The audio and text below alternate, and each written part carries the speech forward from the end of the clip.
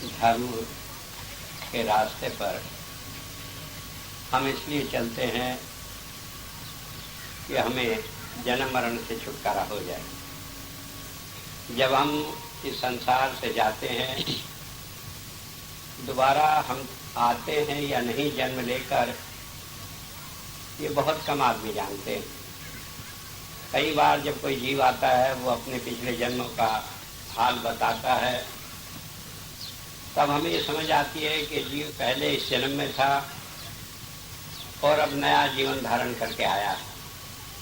लेकिन लाखों करोड़ों में एक आध जीव ऐसा होता है जिसे अपने पिछले जन्म की याद रहती है और वो इस रूप में हमें बताता है कि हम उसे वेरीफाई कर सके, जान सके, और जानकर ये जान लें कि उसने पिछले जन्म में फला शहर में फला परिवार में जन्म लिया था, वहाँ रहा था और मरने के बाद दोबारा इस योनि में आ गया है। लेकिन कई बार ये बात विचार करने की है कि मान लो धर्म के रास्ते पर चलने से हमें अगला जन्म नहीं मिलता, और हम ये सही भी मान लें कि नहीं मिलता, लेकिन ये क्या गारंटी है कि बहुत सारे आदमी इस नाम पर धोखा नहीं करेंगे। वो लोगों को बहकाएंगे नहीं कि तुम हमारा कहना मानो, आगे तुम्हें जन्म नहीं मिलेगा, क्योंकि आगे मरकर कोई आकर गवाही देगा कि हाँ इन्होंने हमें बताया था, ये गलत हुआ, तभी हम उस बात को जान सकते हैं। और इसलिए इतिहास गवाह है, कई बार इन धर्म के ठेकेदारों ने लोगों को इस बुरी तरह ठगा है कि जिसका कोई अंदाजा नहीं। एक बार पोप ने, जो कि ऐसे ढंग बनाए हुए बैठा था, लोगों ने कह दिया कि तुम मरकर परमात्मा के राज में जाओगे, वहाँ खर्चे की जरूरत पड़ेगी, इसलिए तुम अपना रुपया यहाँ मेरे पास जमा कर दो, मैं तुम्हें हुंडी लिख कर देता हूँ, वहाँ जाकर तुम्हें रुपया मिल जाएगा। लाखों करोड़ों अरबों रुपया लोगों का ठग लिया। अभी हमारे ज़माने में भी, बहुत पुरानी बात नहीं है, एक ऐसे आज भी गुरु बने फिरते हैं जिन्होंने अब से 6-7 साल पहले जर्मनी में ये ढोंग फैलाया कि सन 93 में प्रलय हो जाएगी और जो मुझे लाकर अपना रुपया पैसा देगा वही बचेगा, बाकी सब बर्बाद हो जाएंगे, प्रलय में नष्ट हो जाएंगे। कई लोगों से रुपया लिया, सन 93 भी आ गया, करते करते कुछ नहीं हुआ। फिर कहने लगा कि ये मैंने रोक दिया थोड़े दिनों के लिए, लेकिन खतरा अभी टला नहीं है। ऐसे आदमी बात बदल बदल कर बनाते रहते हैं। आज भी उस आदमी की ठगी चल रही है, मुझे पता लगा है। अभी वो आजकल में यहाँ लखनऊ में भी आने वाला है। लेकिन मेरा कहने का मतलब है कि इस तरह की ठगी करके लोगों ने इसलिए ठग लिया है लोगों को कि वो नहीं जान सकते कि मरने के बाद कहाँ जाना है। लेकिन मेरे हुजूर कहा करते थे कि धर्म हमें ये नहीं सिखाता कि मरने के बाद कहाँ जाएंगे उसी की परवाह करते रहें, बल्कि हमें इस जीवन में ही सब कुछ सिखाता और देता है। अगर हम मौत के समय अंधे हैं तो मरने के बाद आंख वाले नहीं बन जाने के। अगर हम मौत के समय दुखी और परेशान हैं तो मरकर वहाँ हम मौज नहीं करेंगे स्वर्ग में जाकर। अगर हमारे यहाँ चलते हाजमा खराब है, गैस बनती है और परेशानियाँ हैं, खाया पिया नहीं जाता, तो बहिष्ठ में जाकर पूरे हमारा क्या करेंगी? पैर दबाएंगी तो आनंद नहीं आएगा, खाना बनाएंगी तो खाया नहीं जाएगा। तो जो लोग इस तरह की बात करते हैं कि इस दुनिया में दुख उठा लो आगे जाकर मौज हो जाएगी, वो धोखे की बात करते हैं। धर्म की एक विशेषता यह है कि वो हमें दुखों से छुड़ाता है, और जब हम धर्म के रास्ते पर चलते हैं तभी से हमें ये महसूस होना चाहिए कि हमारे दुखों में कुछ कमी आ रही है।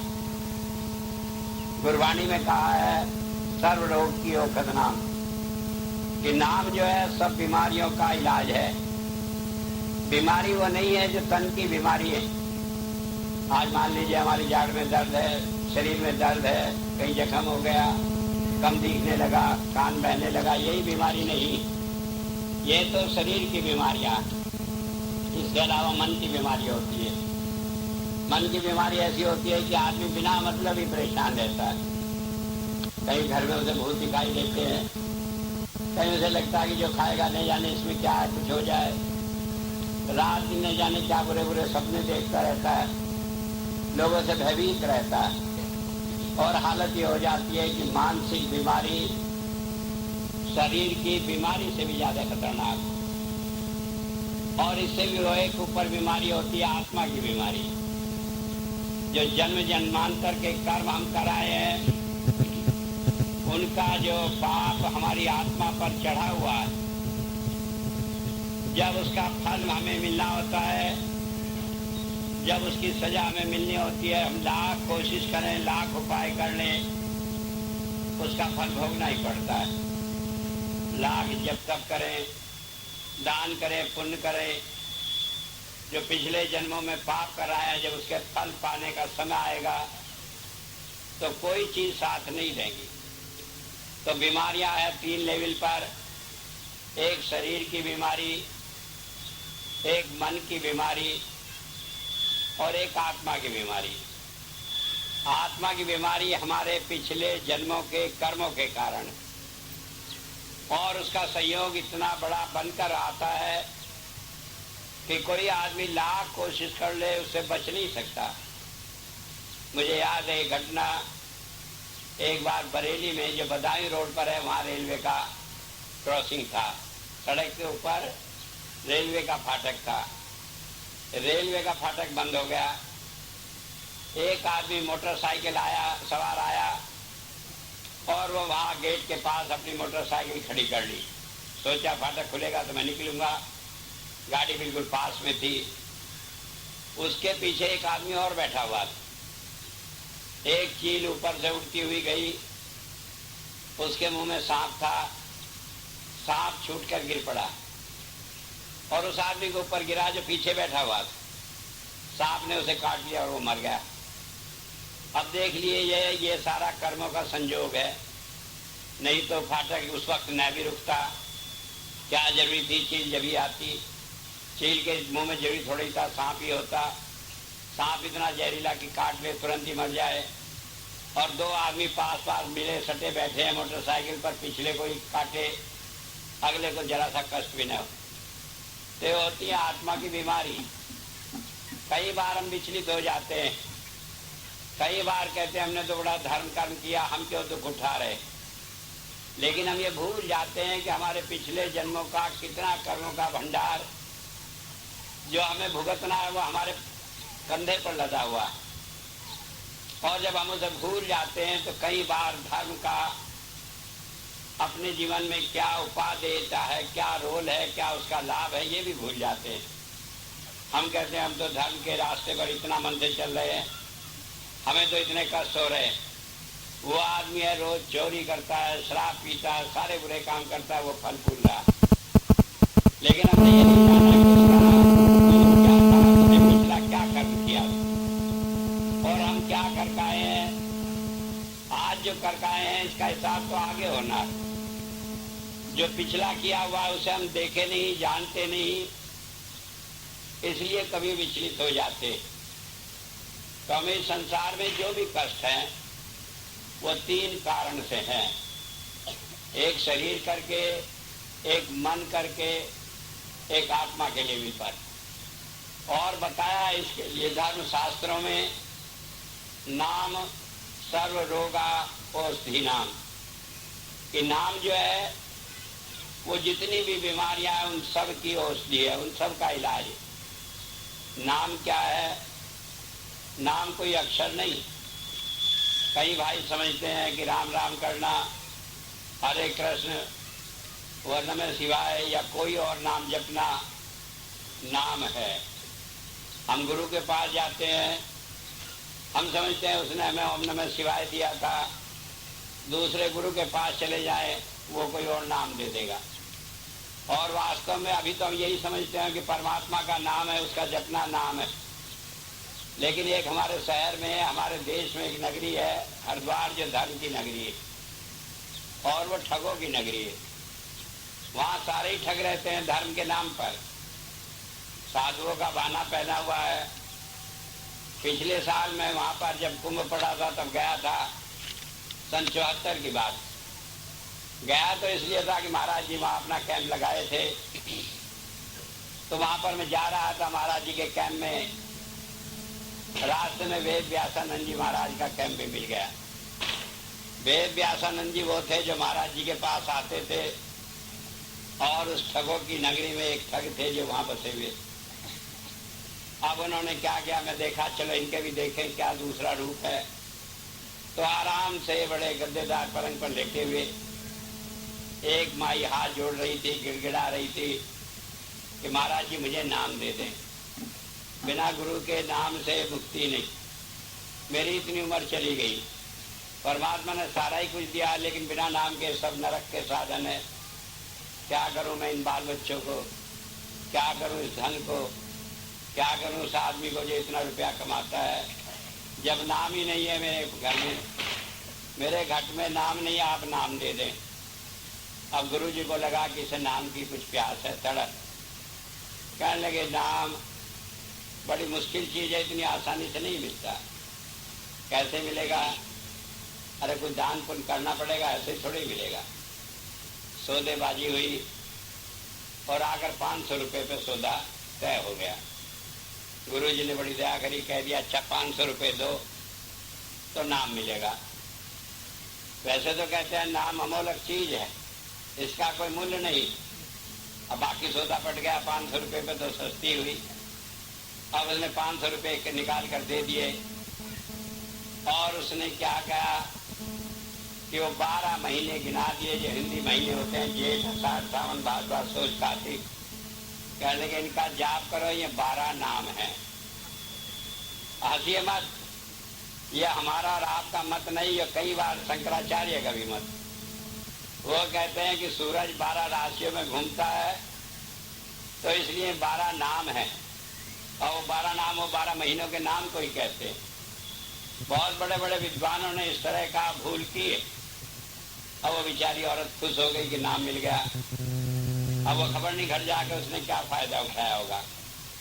लेकिन मुझे नाम का एक किस्सा और मालूम है। एक बनिया था, दुकान पर बैठा था, उसने कहीं से सुन लिया बिना नाम के मुक्ति नहीं है, कुछ भी कमा लो। अब एक उधर से महात्मा निकला, हाथ जोड़कर कहने लगे महाराज नाम दे दे।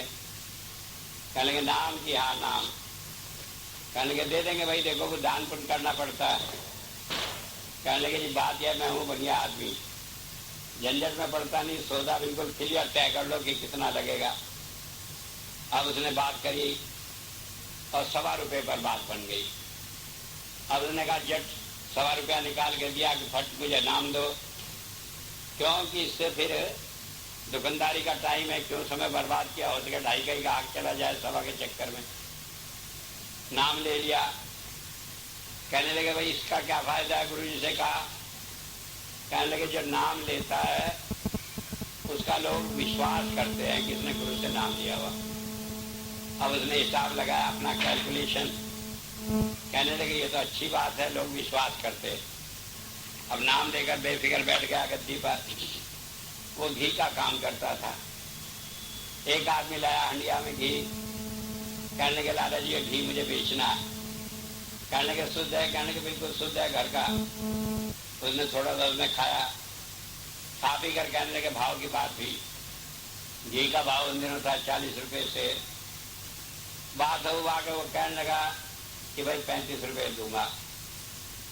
वो आदमी कहने लगा नहीं 40 रुपये बेचूंगा। कहने लगे गुरु जी की कसम 35 रुपये ही भाव है, अभी लिया है बहुत सारा मैंने, तो अब तेरा अलग से भाव थोड़े निकल आएगा। तो उसने कहा अच्छा जब तुम कहते हो गुरु जी कसम खा रहे हो दे दो। अब उसने 2 किलो घी ले लिया उससे। अब उसने हिसाब लगाया कि 10 रुपये तो आज गुरु जी की कृपा से बचे। 40 के बजाय 35 में मेरा 10 रुपये बच गए। अब दूसरा आदमी आया, कहने लगे सेठ जी घी चाहिए। कहने के शुद्ध घी चाहिए, कहने के बिल्कुल शुद्ध, क्योंकि उसने तो उसे शुद्ध और भी बना लिया था, अंदर ले जाके कुछ और मिला बदू के उसमें डालडा 2 के बजाय 4 किलो कर लिया था। कहने के बिल्कुल शुद्ध है मेरे हाथ का तो होना ही था जब उसमें अपने हाथ से मिलाया था डालडा। तो कहने लगा अब भाव की बात हुई, कहने के 50 रुपये, कहने के बाजार में 45 रुपये मिलता है। कहने लगे गुरु जी की कसम में तो बिल्कुल शुद्ध घी रखता हूँ और 50 रुपये बेचता हूँ, सुबह तक कितने किलो बेच लिया। अब वो सोचने लगा घी का मामला है, अब ये आदमी कह रहा है कसम खाकर शुद्ध ही होगा, 4 किलो ले लिया। अब उसने हिसाब लगाया, कहने लगे 40 रुपये खरीदा था, उस 35 रुपये खरीदा। महाराज जी कहा करते थे ये सारे अक्षर तो किताबों में लिखे पड़े हैं, और मान लीजिए किसी से ये 4-5 अक्षर मालूम हो गए तो फिर गुरु से ही क्या विशेष बात हो जाती है उन अक्षर को सुनने की। एक बार मुझे याद है बाबा सावन सिंह जी महाराज नाम दे रहे थे, शामियाने के चारों तरफ कनात लगाई हुई थी, एक सेवादार की ड्यूटी लगाई थी कि बाहर कोई सुने नहीं। एक लड़के ने कहीं सुन लिया, सेवादार पकड़ कर लाया महाराज जी के पास उसे, कहने लगा महाराज जी इसने नाम सुन लिया। तो बाबा जी कहने लगे कि अगर कोई कपास के खेत में कुतिया चली जाए तो वो कपड़ा नहीं बुनवा लेने की। कपास से कपड़ा बुनने तक का एक तरीका होता है, जो उसे जानता है वही तो बुनेगा। तो इससे क्या होता है, इसने अक्षर सुन लिए, नाम तो तवज्जो है, जब तक गुरु की तवज्जो नहीं मिलती तब तक नाम नहीं मिलता। तो ये अक्षर तो हमारे मन को रोकने के लिए है। उसके बाद जब गुरु की तवज्जो हमें मिलती है तब उभार मिलता है। वो 1000 मील दूर बैठा हुआ भी अपनी सूरत पठा दे तो उभार मिल जाता है। हम उसके पास ही बैठे रहे,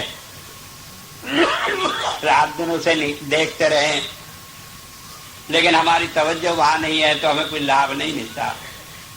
पहली बात ये समझ लेने की है कि नाम कोई अक्षर नहीं, जो अक्षर हमें बताए जाते हैं ये तो केवल मन को उलझाने के लिए हैं कि मन इनमें उलझ जाए, क्योंकि बड़े टेढ़े मेढ़े शब्द जो बोलने में भी दिक्कत, याद करने में भी दिक्कत, और कितना ही याद कर लो अगर जो ध्यान इनमें न लगा रहे तो आप इन्हें भूलने में गलती करने लगते हैं। तो जब चाहते हैं कि सही बोलें तो मन इन्हीं में लग जाता, उलझ जाता है, मन बाहर जाता नहीं। तो इन अक्षरों का उद्देश्य तो केवल हमारे मन को रोकने तक है। आगे नाम क्या है, जो अंतर में आत्मा को दिखाई देता है। क्या दिखाई देता है? 12 तरह के प्रकाश दिखाई देते। ये 12 तरह के प्रकाश परमात्मा से प्रकट हुए परमात्मा का रूप है। वेद में कहा, ऋग्वेद में ऋतज्वम, ये परमात्मा से ऋत से प्रकट हुए, और देवस्य यज्ञस्य देवम, ये हमें जाकर परमात्मा से मिलाते हैं। तो पहली बात है 12 तरह के प्रकाश हैं। फिर 11 तरह के नाद हैं जो परमात्मा से प्रकट हुए, 8 तरह की सोम की धाराएं, और एक वो संत है जिसे हम कहते हैं कि परमात्मा का अगर कोई शरीर रूप में कोई रूप है तो संत है। अगर हम देखना चाहें परमात्मा को इन आंखों से तो उसे केवल संत के रूप में ही देख सकते हैं। जब से ये दुनिया बनी, जब तक ये दुनिया रहेगी, कोई कितनी चतुराई से बात कर ले, लेकिन सिवाय संत के परमात्मा का दूसरा शरीर रूप नहीं है। तो एक ही हुआ, एक उसका निज रूप है, और इन सारे रूपों में परमात्मा के गुण समाये हुए हैं। और इसके अंदर परमात्मा क्या करता है इन रूपों से, वो भी इन्हीं के अंदर निहित है। जैसे रोशनी है, वो हमारे मन का बुरा सोचना रोकती है, खत्म कर देती है। आज हम लाख कोशिश करें किसी के लिए बुरा ना सोचें, हमारे हाथ में नहीं। जितना हम सोचते हैं उसका बुरा ना सोचे, उतना ही मन उसी में लग जाता है और बुरा सोचने लगता है। आज हम कल सोचते हैं ये काम न करें, हमारा मन करता है कि एक बार करके देखो, खबर नहीं क्या हो इसमें, क्या नहीं। सारी बुराइयां आप में भरती चली जाएंगी। तो होता यह है कि मन को रोकना है। मन को आप मोड़ नहीं सकते। मन तो मुड़ेगा जब ये नाम का रस पिएगा, और जब तक नाम का रस नहीं पिया, जब तक उसका फल हमें कैसे मिले। तो मन को रोका जाता है। तो पहली बात यह है, परमात्मा का गुण, परमात्मा का काम हमारे इस मन को रोकना है, इसे अपने साथ जोड़ना है और इसे वो नशा दे देना है अपना, जिससे आदमी दुनिया की चीजों से हटकर परमात्मा के रंग में रंग जाए। तो नाम क्या हुआ कि ये परमात्मा के गुण, उसके कर्म और उसके स्वभाव को बतलाने वाला है। अब हम ये कहें कि परमात्मा दयालु है, तो हम अपनी बुद्धि से सिद्ध नहीं कर सकते हैं। तो उसे नहीं मारता, सूखी साखी को मार लेता है, लेकिन ये क्या करता है कि घर में कोई कमाने वाला हो, उसी पर सारा परिवार निर्भर करता हो, कई बार उसे उठा लेता है। तो परमात्मा के काम हम बुद्धि से नहीं सोच सकते दयालुता के। परमात्मा का कोई भी गुण हो, वो बुद्धि के आधार पर हम नहीं सोच सकते। अगर हमने सोचा, एक बात अच्छी सोचेंगे, 10 बात उसके खिलाफ हमारे मन में अपने आप आ जाएंगे। तो होता यह है कि परमात्मा के गुण कर्म स्वभाव भजन से हमें समझ आते, और जो हमें समझ आता है वो हमारी समझ है। हमने जान लिया कि परमात्मा रक्षा करता है, हमारी बहुत रक्षा की। हम दूसरे को लाख समझाते हैं, उसकी समझ में नहीं आएगा। हम अपनी 1000 कहानियां गढ़ते रहे कि हमने ये रक्षा की, ये की, उसकी समझ में नहीं आएगा। उसकी एक बार रक्षा हो जाएगी तो उसे समझ में आएगा कि हाँ, परमात्मा रक्षा करता है। तो एक विशेष बात यह है, जब तक अपने आप जिंदगी में अनुभव न हो, तब तक हम परमात्मा के गुण को, कर्म को, स्वभाव को जान नहीं सकते। तो नाम कब जानेंगे? जब हम भजन करेंगे, अंतर में रोशनी आएगी, नाद सुनाई देगा और उससे हमारा निज का अनुभव होगा। निज का अनुभव है जो हमारा अपना अनुभव हो, जिसे कोई आदमी चैलेंज नहीं कर सकता। मुझे याद है, मैं तो आर्य समाजी आदमी था और मैं समझता हूँ ये आर्य समाजी होना मुझे बहुत ही अच्छा रहा, क्योंकि हर बात को बहुत सफाई से देखने का मौका भी मिलता था। तो जब महाराज जी के पास गया, नाम दिया, उन्होंने अनुभव हुआ, तो मैं घर जाता, पिताजी बड़ा नाराज होते, कहने कहाँ चक्कर में पड़ गया गुरु के। अरे गुरु ही करना था तो सिख ही मिला था, कोई दूसरा कर लेता। मैंने कहा क्यों, सिख में कोई कमी आ रही थी क्या? कोई जूं वो पड़ गई थी क्या बालों में कि दाढ़ी में, कि वो मुझे काट लेंगी? भाई सवाल यह है, जब विद्या किसी से लेनी है तो उसी से लेंगे जो जानता हो। अब उसमें क्या कमी है? मान लीजिए हमने ले लिया बहुत दूसरे अच्छे आदमी का, उसे आती नहीं विद्या, तो वो पढ़ाएगा क्या? आप डॉक्टरी पढ़े तो आप देखे थे कि आपका मास्टर कौन है, हिंदू है, मुसलमान है, पंडित है, कौन है? तो वो तो जो उसका ज्ञाता है उसी से लेना है। लेकिन वो कहे ले क्या रहे हो? अब हम बताओ, अंतर में ऐसा हो तो माने ही ना। अब एक बड़ी दिक्कत ये होती है, जब संत के कोई आसपास होते हैं, उन्हें बहुत कठिन समस्या होती है। क्यों होती है कि एक तरफ तो वो जुड़े हैं संत से, और दूसरी तरफ कहना नहीं मान पाते, तो इसलिए विश्वास नहीं होता। तो कई साल तक कसमकस चलती रही। एक दिन मैं कहने लगा ऐसे काम नहीं चलेगा, नाम लो, भजन करो तो होगा। कहने लगा मैं तो गुरु बनाऊंगा नहीं। मैंने कहा गुरु बन के मुझे क्या करना? मेरे पिताजी है, मैं आपका क्या बन के करूंगा गुरु? कोई पैर छुआऊंगा क्या? अरे ऐसे बिठा रहा हूँ, आपको ध्यान में कुछ क्रिया करनी आ जाए। कहने लगे अच्छा हाँ, ये तो करा दो। अब मैं बिठाया, वो बैठने लगे, रोशनी आई, स्वरूप दिखाई दिया, सारी बात हुई, तो फिर उन्हें यकीन आ गया। अब वो आर्य समाज में जाते, लोग कहते लो ये भी अपने लड़के के चक्कर में पड़ गया। वो कहते मैं तो चक्कर में नहीं पड़ा, लेकिन जो मेरा निज का अनुभव है उसे मैं कहाँ जाकर कहूँ कि ये गलत। तो होता है कि जो हमारे अंदर आ गया, वैसे थोड़े किसी के अंदर कोई आकर घुसकर बैठ जाएगा। जिसने हमारे मन की छिपी बात को प्रकट कर दिया, उसे हम कैसे नकार देंगे कि भाई वो हमारी बात को नहीं जानता। तो होता यह है कि जब हम भजन करते तब हमें नाम का फायदा मालूम पड़ता है, उसकी सार मालूम पड़ती है। आप ये मत सोचे कि जब हमें परेशानी होगी तब हमें फायदा होगा। कहा दुख में सुमरन सब करें, सुख में करे न कोई, जो सुख में सुमरन करे तो दुख काहे को।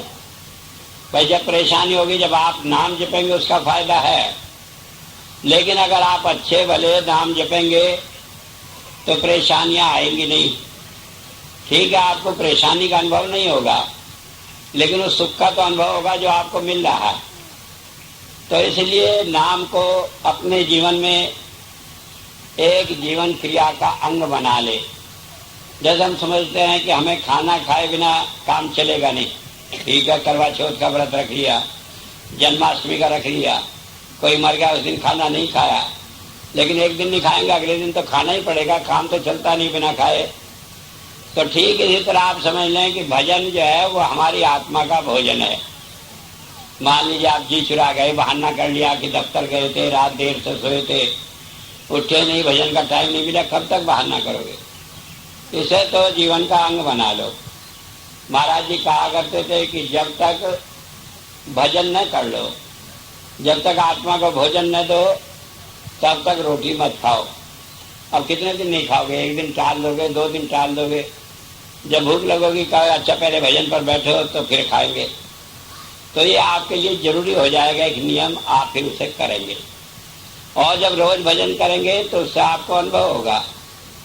कई आदमी सोचते हैं कि अनुभव ऐसी चीज है, आंख बंद करी कि पिक्चर की तरह दिखाई देने लगा। ऐसा नहीं होता, होता है, ऐसा भी होता है, लेकिन वो परिस्थिति विशेष में होता है। होता है जब हम आंख बंद कर लेते हैं तो अंधेरा बंद खत्म हो जाता है, और उसके बाद जो भी आता है वो सब इस दुनिया के अलग कुछ चीज दिखाई देती है। चाहे आप सोच रहे हो कि हम सोच ही रहे हैं, तो दुनिया की बात नहीं सोचते। कई बार आप सोचते हैं तो दुनिया की चिंताओं की बात नहीं होती। कई बार लोग कहते हैं कि हम तो आंख बंद करे भजन पर बैठे, नहीं जाने कहाँ गफलत में, कहाँ चक्कर में पड़ जाते। तो वास्तव में है तो वो भजन, क्योंकि वो हमारी बुद्धि का नहीं, हमारे सोचने का नहीं, दुनिया की चीजें नहीं है। उसमें हमारे भाई बंधु अड़ोसी पड़ोसी जिनसे लड़ते हैं, प्यार करते हैं, वो सब नहीं दिखाई देते, बल्कि कुछ और दृश्य दिखाई देते। तो वो भजन हमें जब महसूस होता है, जब हम किसी मुसीबत में होते हैं और उसका डायरेक्ट लाभ हमें मिलता है। अब हम कहते हैं हमारा गुरु से डायरेक्ट लिंक है। डायरेक्ट लिंक ये नहीं कि आप गुरु से जाकर बात कर लिए तो आपका डायरेक्ट लिंक हो गया, क्योंकि वो अब तो बहुत आसान हो गया। 8-10 हजार रुपये का काम है, एक टेलीफोन गुरुजी रख ले, मोबाइल एक तुम रख लो तो डायरेक्ट लिंक है, कहीं भी रहो। तो वो लिंक नहीं है। लिंक वो है जो बिना तार के आपने आंख बंद करी तो आपका ध्यान गुरु के साथ जुड़ जाए, और जो भी आपकी परेशानी हो उसके बाद ये मालूम पड़े कि वो खत्म हो गई, किसी ने उनका रास्ता सुझा दिया। तो एक बात जो समझ लेने की है कि हमें भजन में समय देना है। जब हम भजन में समय देंगे तब हमें मालूम पड़ेगा कि भजन की सच्चाई क्या है, भजन चीज क्या है। कई बार बहुत सारे पढ़े लिखे आदमियों के यहाँ भी ये बड़ा चक्कर पड़ा रहता है। एक बार बाबा सावन सिंह जी महाराज थे, सिख थे, तो उनके यहाँ कई अच्छे बड़े लोग आया करते थे। तो लोग आए, कहने लगे जी आप ये नाम देते हैं राधा स्वामी, ये ठीक नहीं, वाहिगुरु का नाम दिया करो। कहने लगे नहीं वाहिगुरु नहीं, मैं तो राधा स्वामी नाम दूंगा जो मुझे गुरु ने बताया। कोई नाम देते थे वही 5 अक्षरों का। तो वो लोग चिढ़ गए, कहने लगे अच्छा आप ऐसे ही कर दो कि नमस्ते के बजाय लोग वाहिगुरु कहने लगे। कहने लगे नहीं, ये भी नहीं करूँगा। तो खास खास मुड आदमी थे, सत्संग में अलग हो गए। अलग हो गए जब गुरु से अपने घर में बैठे। पहले तो जब सत्संग का दिन हो तो बड़ी बेचैनी हो, पहले जाते थे, सेवा करते थे, मन लगा रहता था वहाँ। घर में बैठे अकेले हुक्का ले, गुड़गुड़ाओ, एक दूसरे की बुराई करो, और कहाँ मिलेगा। तो बहुत दिन हो गए, फिर कष्ट आने शुरू हो गए, बहुत परेशान हुए, दुख हुए, बीमार हुए। आखिर में एक आदमी की हालत हो गई, अस्पताल में गया, डॉक्टरों ने भी जवाब दे दिया। तो उसने फिर कहलवाया, कहने लगा मेरी गलती माफ कर दें। तो महाराज जी कहने लगे भाई वाहिगुरु की लट छुटी कि नहीं छुटी? कहने लगे छूट गई अब तक, बस इतना कहना था, वो ठीक हो गए। तो एक बात आप समझ लें, अक्षर कोई नाम नहीं। न तो वाहिगुरु में कोई बुराई है, न राधा स्वामी में कोई बुराई है, न कोई और अक्षर कोई दे बुराई है। कोई भी आप जाप कर सकते हैं, लेकिन जब हम गुरु के पास जाते हैं, जो उसने हमें बताया वो करना, गुरु की आज्ञा मानना। जब गुरु देखता है कोई सिख उसका कहना नहीं मानता, तो फिर उसे अलग रखता है, चाहे बाहर से मिला रहे लेकिन फिर उसकी बात चलती नहीं उसके यहाँ। तो जब हम कहते हैं गुरु ने हमें ये अक्षर बता दिया 5 शब्दों का, हम इसका जाप क्यों करें? इसलिए करें कि उसे जाप करने से गुरु की आज्ञा हम मानते।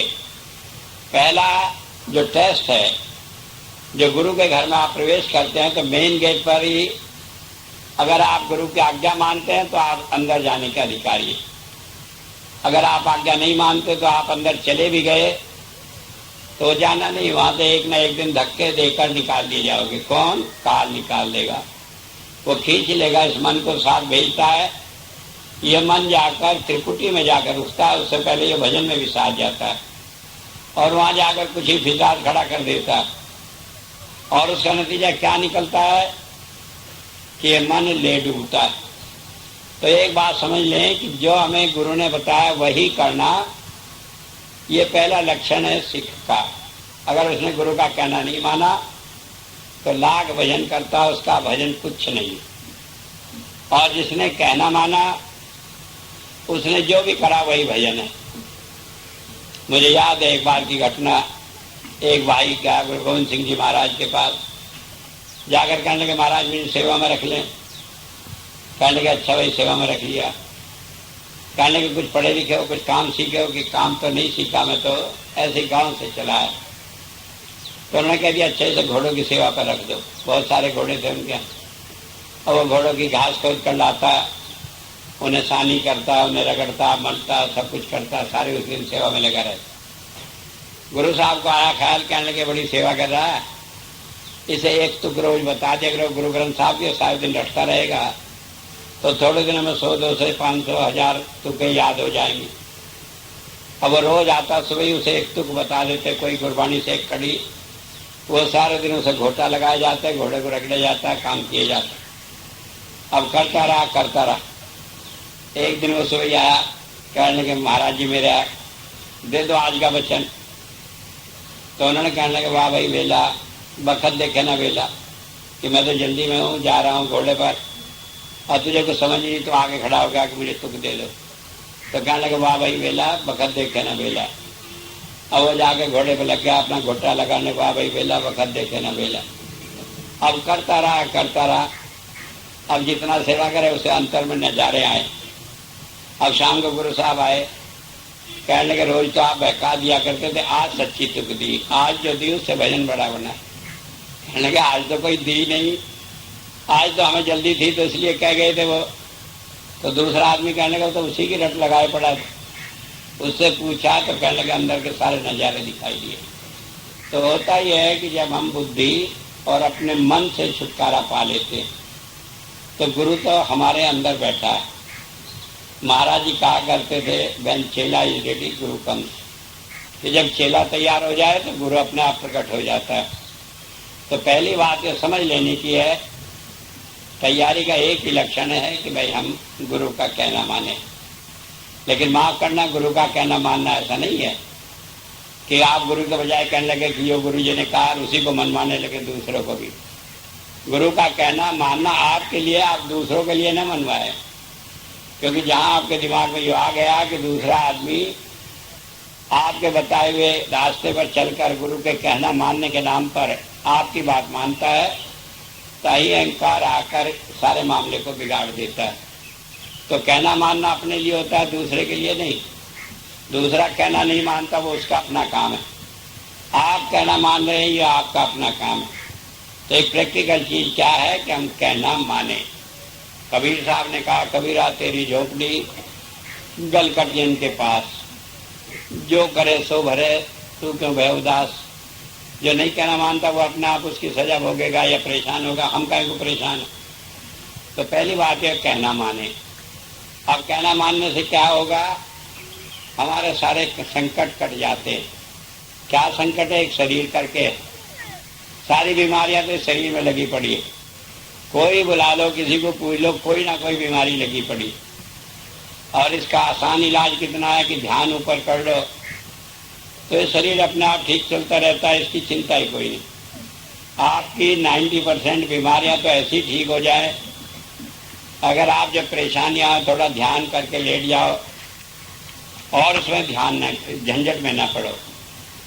बाकी बीमारियां नाम से अपने आप ठीक हो जाती है, क्योंकि जो रोशनी आती है, ये वैज्ञानिकों ने इसे पाया है कि हमारे शरीर में, खून में, दूसरी चीज़ों में भी अपना प्रभाव डालती है। तो पहली बात ये होती है कि भजन से हमारे शरीर की बहुत सारी बीमारियां ठीक हो जाती हैं। लेकिन हम भजन करें तब न, खाली बहाना करें तो उससे नहीं होता। दूसरी बात यह है, जब नाम की धार, जब वो नाद आता है तो वो खींचकर हमारी आत्मा को ऊपर ले जाता है, तो आगे कोई कर्म होने से बच जाते हैं। पिछले कर्म बिना किसी उत्पात को किए, बिना किसी उथल पुथल को किए हमारे अंदर वो भुगताए जाते हैं आसानी से। तो इस तरह से फिर मानसिक बीमारियां हैं वो भी सारी ठीक होने लगती है। कई आदमी हैं जो मानसिक रूप से बीमार हैं, जिन्हें पागल घोषित कर दिया, अगर वो थोड़ा भी नाम के साथ जुड़ जाए तो बिल्कुल शांत रहते हैं, फिर उनका दिमाग अपने आप ठीक हो जाता है। लेकिन हम हैं सारी दुनिया का इलाज करा लें, किसी को ये नहीं कहते कि थोड़ी देर भजन भी करो, चुप हो, मन में ख्याल करके बैठ जाओ, गुरु की याद करो। कोई किसी के पास आएगा तुरंत कह के वहाँ ले जाओ हॉस्पिटल। ये नहीं कहते कि थोड़ी देर से भाई अपने ख्याल को अंदर करके बैठ। वैसे तो परमात्मा ने ये नियम बनाया है कि जितनी भी हमारी बीमारियां होती हैं उन सब का इलाज शरीर के अंदर ही है और अपने आप होता है। वैज्ञानिक उसकी खोज कर रहे हैं। ये दवाई कुछ कीटाणुओं को कमजोर नहीं कर देती, ये जो हमारे शरीर के अंदर कीटाणु या बीमारियों से लड़ने वाले उन्हें खाली मजबूत करती है। लेकिन ये नहीं कि वो किसी को और मारती हो, लेकिन वो मजबूत हो जाते हैं तो अपने आप ही करते हैं।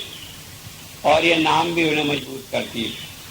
तो होता यह है कि ज्योति और नाद से शरीर की और मन की बीमारियां भी ठीक हो जाती है। और जब वो धार आती है, जिसे अनंत नाद कहा, तब हमारी आत्मा की सारी बीमारियां ठीक हो जाती है। किसी बीमारी की आप कल्पना करें, कोई भी बीमारी हो, सब बीमारियां उससे ठीक हो जाती है। अब कई आदमी कहेंगे कि हम तो दवाई नहीं करेंगे, हम तो कुछ नहीं करेंगे। ठीक है, दवाई नहीं करोगे, लेकिन ये भी तो विश्वास रखो कि भजन तो करेंगे। अगर भजन भी ना करें, दवाई भी ना करें, तो बीमार भी होना है और गुरु का नाम भी बदनाम करना। एक बार एक बहन मुझे मिली, कहने लगे मैं पढ़ूंगी भी नहीं और आपके सहारे हूँ, पास भी होंगी। मैंने कहा तू लाख लिखवा ले, हमसे तो फेल ही होगी, पास होगी नहीं। अब वो जिद किए रखी, डॉक्टरी के 5 साल में थी, 2 साल फेल हुई। तब ठिकाना आई, कहने का क्या हो? मैंने कहा पहले पढ़, तब आशीर्वाद मिलेगा पास होने का। अगर कोई संत ऐसे कह ले कि जाओ पास हो जाओगे बिना पढ़े, तो इसका मतलब जो पढ़े लिखे वही सारे बिगड़ जाएंगे। वो कहेंगे फिर हम ही क्यों पढ़े। तो संत सारी मर्यादा ही खत्म करने नहीं आते। तो एक बात ये समझें कि संत का आशीर्वाद काम करता है, लेकिन वो हमें किसी मर्यादा को तोड़कर अमर्यादित व्यवहार करने की आज्ञा नहीं देता।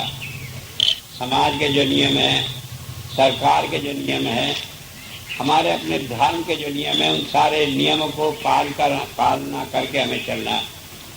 और उससे क्या होता है कि आपको इन 3 धाराओं के अलावा फिर आता है संत, और संत से जो हमें इलाज मिलता है बीमारी का, वो आशीर्वाद के रूप में मिलता है। और वो आशीर्वाद भी जब भी फलता है जब हम संत का कहना माने, मर्यादा में रहें। अगर हम जाकर गुरु धारण कर लिया, भजन कर लिया और ऐसा मर्यादा के बाहर रहकर कोई बात करें तो वो होती नहीं। तो बात ये समझ लेने की है कि हमें अपने जीवन को नाम की समझ में लगाकर इसे ऐसा करना है कि ये सारी बीमारियों का अपने आप ही इलाज हो जाए। आगे इसमें बताया है, मंत्र तो मैं इसे नहीं कहूँगा क्योंकि ये जितना भी श्लोक है ये मेरा अपना संस्कृत में बनाया हुआ, अपनी सुविधा के लिए बना लिया। कहने लगे वो नाम मिलता कहाँ है?